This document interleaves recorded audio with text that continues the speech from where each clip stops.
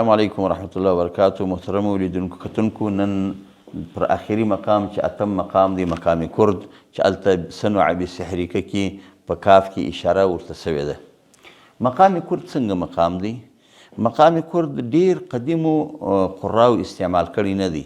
مثلا شیخ شحات، شیخ اللیثي او دغه رنګه شیخ مصطفی اسماعیل، شیخ محمد رفعت، شیخ ابراهیم شعشعي، شیخ علي البنا، دې قدیمو قراو ډیر لږ استعمال کړی دي.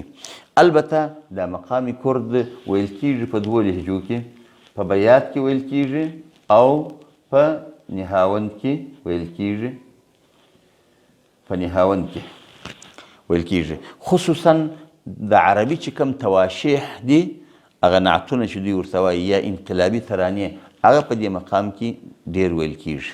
البته یو شیخ د عربو تیر سوی دی، هغه دا مقام ډیر استعمال کړی دی، لکه شیخ محمود رمضان، او هغه وروسته بیا شیخ محمد عمران چې مبتهل نعتخوان او همدارنګه د مصر د ریډیو او تلویزیون قاری هم هغه هم دا مقام ډیر استعمال کړی دی.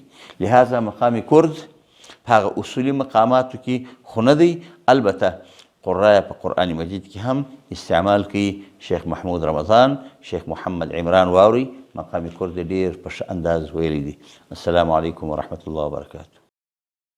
السلام علیکم ورحمت الله وبرکاتہ. نن به د مقام کرد چې په بیات او نهاوند کې ویل کېدی د هغه مشق وکړو.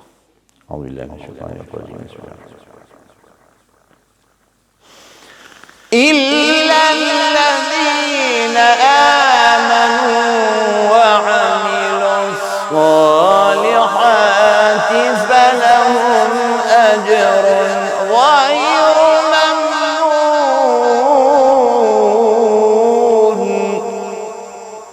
يبذل هو مقام كرسي. ألم يجدك يتيما فآوى ووجدك ضالا فهدى ووجدك عائلا فأغنى.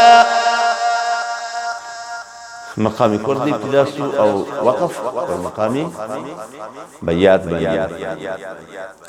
السلام علیکم ورحمۃ اللہ وبرکاتہ.